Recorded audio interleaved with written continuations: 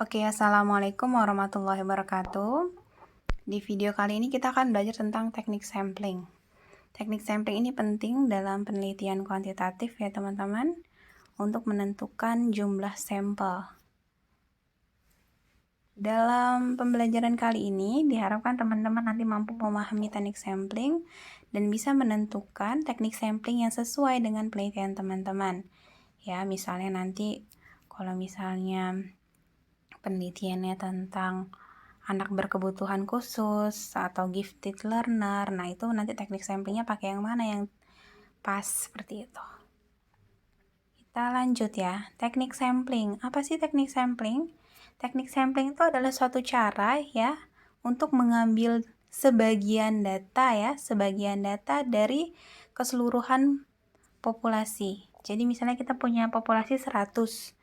Nah, kita akan ambil sebagian aja. Mungkin karena kekurangan keterbatasan waktu, keterbatasan biaya, dan kondisi-kondisi tertentu tidak memungkinkan untuk pengambilan sampel untuk semua anggota populasi itu dijadikan sampel. Nah, itu dibutuhkan namanya teknik sampling ya teman-teman. Teknik sampling dibagi menjadi probability sampling dan non-probability sampling. Probability sampling itu adalah teknik sampling ya, yang semua anggota dari populasi itu punya kesempatan yang sama untuk menjadi sampel.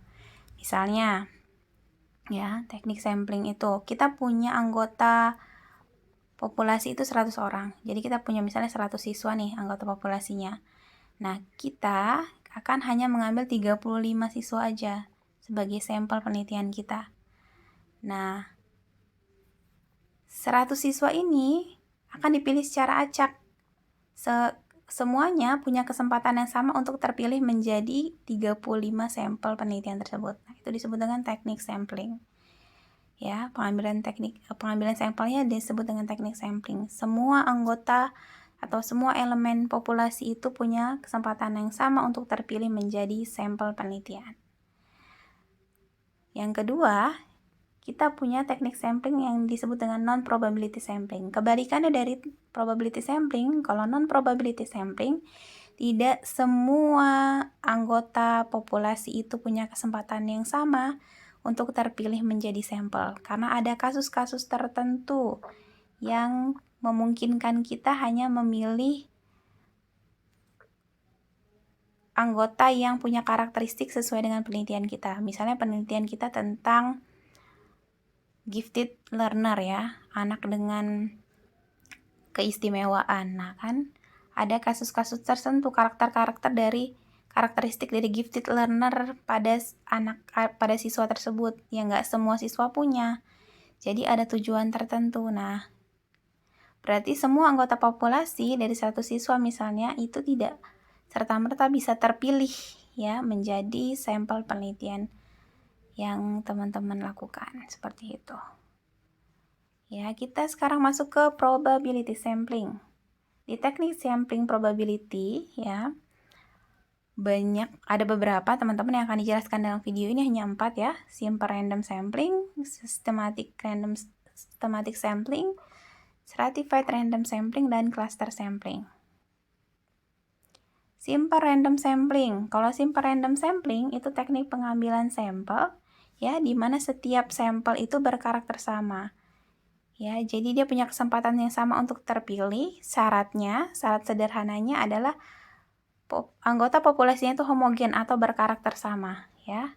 Sama karakternya. Jadi misalnya kita mau meneliti tentang hasil belajar peserta didik. Nah, semuanya punya karakter yang sama, punya pembelajaran yang sama. Nah, itu disebut kita bisa ambil ya sampelnya. Misalnya kita butuh 100 orang, maka kita bisa ambil sampelnya dengan cara simple random sampling. Ya. Teknik pemilihan dengan simple random sampling ya, sampling acak sederhana ini ada 2. Metode undian dan metode tabel random acak. Nanti metode tabel random acak tidak dijelaskan pada video kali ini ya, teman-teman. Contohnya kalau kita mau ambil sampel dengan simple random sampling. Ya, kita punya 100 siswa sebagai populasi kita. Nah, 100 siswanya kita beri nomor. Kita nomorkan misalnya 1 Ani, 2 Budi, bla bla bla sampai 100. Ya, terus nomor-nomor itu digulung, kayak kita buat arisan, kita mengocok arisan, digulung, ditaruh di wadah, terus kita kocok ya. Misalnya kita butuh 35 anak, ya udah kita kocok, kita ambil, kita jatuhkan sampai 35. Nah, 35 yang terpilih itulah yang sampel kita. Nah, metode pengocokan arisan ini disebut dengan simple random sampling atau teknik pengambilan sampel sederhana. Ya, acak sederhana ini. Ini paling mudah nih, teman-teman. Tapi syaratnya harus homogen ya. Syaratnya homogen atau karakteristiknya sama. Yang kedua ya, systematic sampling ya. Systematic sampling ini adalah teknik pengambilan sampel yang dipilih secara acak ya. Untuk pemilihan objek pertama. Dan untuk pemilihan objek selanjutnya itu dipilih berdasarkan kelipatannya. Seperti apa sih? Nih, contohnya teman-teman. Kita punya 150 anak sebagai anggota populasi, ada 150. Ya. Nah, 150-nya itu kita urutkan.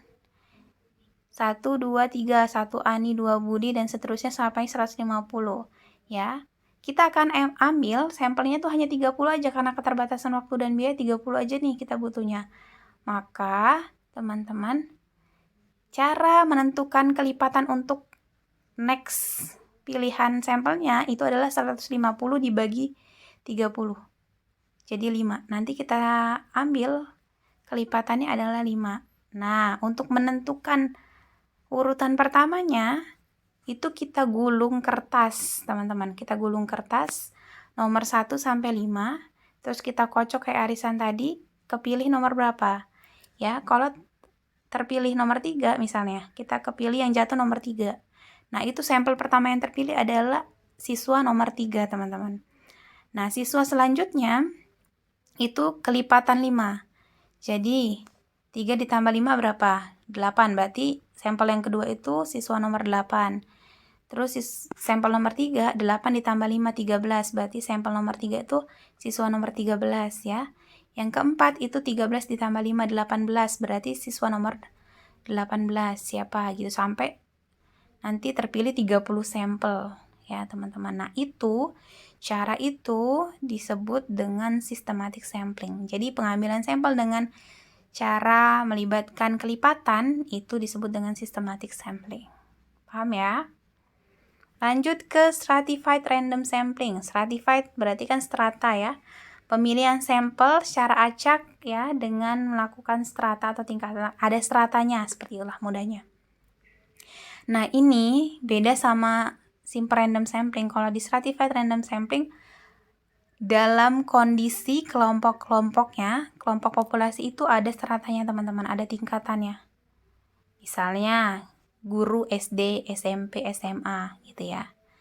Nah, itu strata berarti kan nggak sama tuh karakteristiknya, maka populasinya heterogen. Jadi kalau misalnya populasinya heterogen, teman-teman bisa memilih sampel itu berdasarkan stratified random sampling atau sampling acak berstrata gitu ya. Contohnya teman-teman nih, ketika kita punya populasi 150 guru ya, kita punya strata gurunya SD, SMP, SMA ya. Dari 150 guru akan diambil 60 orang. Ya, 60 orang untuk SD dan SMP dan 30 orang untuk SMA. Jadi ada SD, SMP-nya itu 60 orang. Terus SMA-nya 30. Cara menentukannya gimana? Nah, cara menentukannya 60, kalau untuk SD dan SMA kan tadi mintanya sampelnya 60, berarti 60 ya dibagi 150 dikali 100%, berapa? 40%. Jadi nanti 40% dari 150 itu berapa? Ya. Nah, untuk SMA akan diambil 30, maka sama caranya 30 per 150 ya. Sampel dibagi jumlah populasi dikali 100%, berarti 20%. Nanti SMA akan diambil 20%. Nih, SD dan SMP ya, tadi diambilnya 40%, maka 40% dikali 60 akan diambil 24 orang. sebagai sampel masing-masing untuk SD dan SMP. Dan untuk SMA 20% dikali 30 berarti 6 guru SMA ini akan terpilih. Nah, ini metode ini, cara pengambilan sampel ini disebut stratified random sampling. Ingat, kalau stratified random sampling berarti anggota populasinya itu ada strata. Ya, populasinya itu heterogen, nggak homogen kayak di sample random sampling. Paham ya? Sekarang kita masuk ke cluster sampling. Sering dengar ya cluster-cluster ya. Cluster itu ada wilayah-wilayah. Kalau di perumahan tuh ada cluster ini, cluster itu. Nah, itu ada wilayah-wilayah. Nah, cluster random sampling, pengambilan sampel acak dengan mengklasterkan, itu artinya sampelnya itu biasanya jumlahnya banyak, besar, luas ya. Biasanya satu Indonesia, pokoknya luas lah, banyak lah teman-teman. Nah, ini biasanya pengambilannya itu dengan cluster sampling. Cluster sampling itu ada per wilayah-wilayah. Jadi nanti akan di cluster-clusterkan per wilayah 1, 2, 3 secara acak nanti diambil sampelnya. Nah, ini biasanya nih untuk kasus-kasus misalnya penelitian tentang hasil belajar anak Indonesia, misalnya kayak hasil UAN anak Indonesia pada tahun berapa, atau kayak PISA, TIMSS ya, ranking-ranking siswa secara nasional gitu, secara internasional. Nah, ini biasanya pakai cluster random sampling seperti itu. Paham ya? Untuk probability sampling ya, kita selesai. Sekarang kita masuk ke non-probability sampling. Teknik sampel dengan non-probability sampling seperti yang saya jelaskan sebelumnya. Kalau probability sampling itu semua anggota populasi punya kesempatan yang sama untuk menjadi sampel. Tapi kalau di non-probability sampling, tidak semua anggota populasi memiliki kesempatan yang sama untuk terpilih menjadi sampel. Yang akan dijelaskan dalam video kali ini hanya dua ya. Purposive sampling ya. Purposive sampling dan snowball sampling. Purposive sampling, apa nih purposive sampling? Purposive sampling itu adalah teknik penentuan sampel ya, berdasarkan pertimbangan tertentu, berdasarkan kebutuhan tertentu. Misalnya teman-teman mau meneliti tentang keterbatasan belajar slow learner ya pada siswa di SMAA misalnya gitu. Kan nggak semua siswa itu slow learner ya. Jadi ingat teman-teman, kalau menentukan siswa itu gifted, istimewa, slow learner, atau ada kasus-kasus tertentu, itu biasanya berdasarkan hasil uji ya, berdasarkan tes itu, nggak serta-merta gurunya bilang, ih anaknya malas terus slow learner, nggak seperti itu, tapi berdasarkan tes. Nah, ini tidak semua anak di sekolah itu slow learner, ada kasus-kasus tertentu, biasanya sih cuman 1, 2, 3 tuh biasanya kebanyakan teman-teman ya. Nah, atas pertimbangan ini, maka teman-teman kita akan mengambil sampelnya berdasarkan teknik purposive sampling karena ada pertimbangan tertentu, ada karakteristik tertentu yang bisa menjawab penelitian kita. Biasanya kalau non-probability sampling ini penelitiannya itu sampelnya itu tidak dalam jumlah yang banyak ya teman-teman. Yang kedua itu snowball sampling. Snowball sampling ini adalah teknik pengambilan sampel yang ditentukan awalnya berjumlah sedikit ya, kemudian akan semakin bertambah. Seperti snowball ya, seperti bola salju.